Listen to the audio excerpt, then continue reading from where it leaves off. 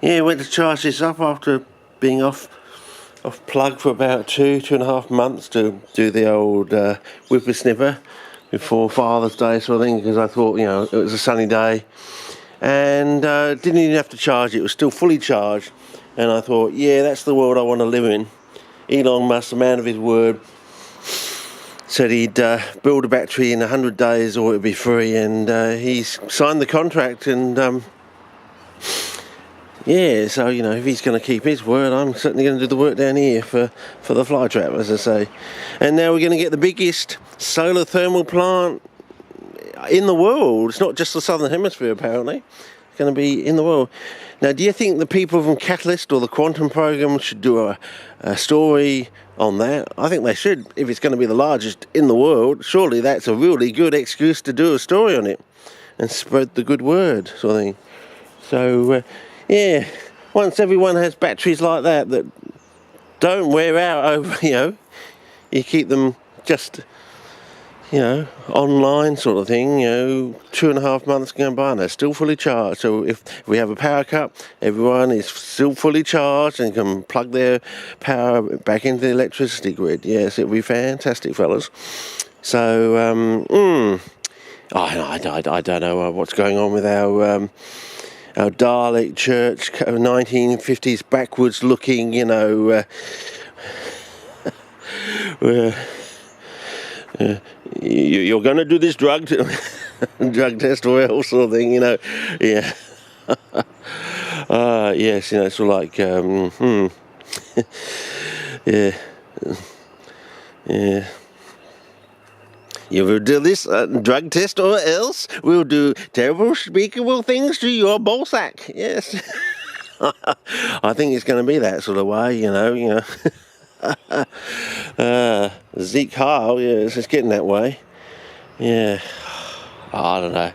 Maybe it's just, they just can't play around with they can't bum bug with the boys anymore, you know, in the Dalek church sort of thing. So, you know, they got to do other things. They got to play with other people now.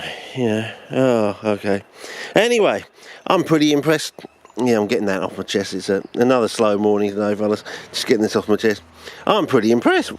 You saw me do that yesterday. A litre of alum. So I think all my ideas from years ago about, you know, CPs and the salt angle sort of thing, you know, has some merit, is going to bear some fruit. Can you imagine the growth potential when we start playing around with litre size salt components, you know? Anyway, I just want to check this one. The original one we did is still alkaline. Yep. What about this one here? Oh no! Wow, that is amazing. Didn't expect that, fellas. Didn't expect that. We saw that was about 2.5 yesterday.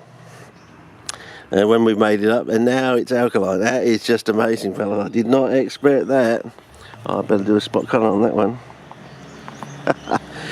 So there you go, fellas. Yeah, anyway, and it's still nice and, you know, clay sort of thing, and, you know, you can still move it about. Whereas this one here went a bit firm.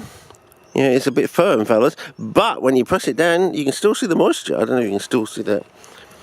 If I put my finger on there, you can still see the moisture coming through there. Can you see that? Yeah, can you see that? If I quickly take my finger away, you can still see the moisture coming through. So, yeah, we better check the pH of this one, because this was also roughly the same, 2.5, wasn't it? Oh, well, there you go. This one, with the superphosphate, it's basically kept its sort of orangey yellow look, or basically 2.5 basically. So it's slightly more acid than standard sphagnum peat, but again, that might change over time. But this is quite amazing.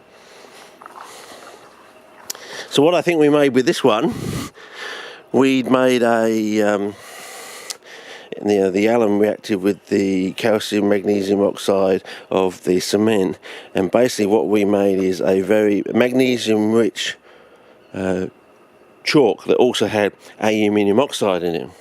I'm assuming that's why it's got this whitey colour, because that's basically calcium sulfate or chalk that's been made from the alum. The alum's given up its sulfate, it's reacted with the the carbonate in there, and we form basically a magnesium-rich chalk.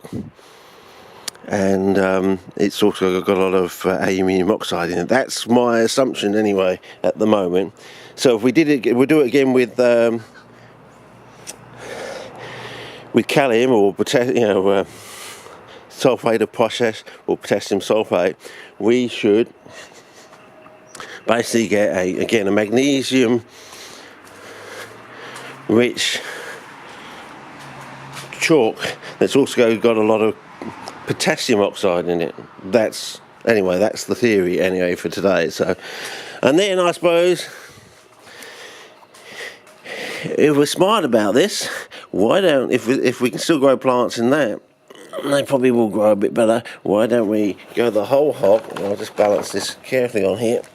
Why don't we go the whole hog and do one in the next few days or so with a litre of copper sulfate? So then we should, in theory, if everything runs the same, end up with a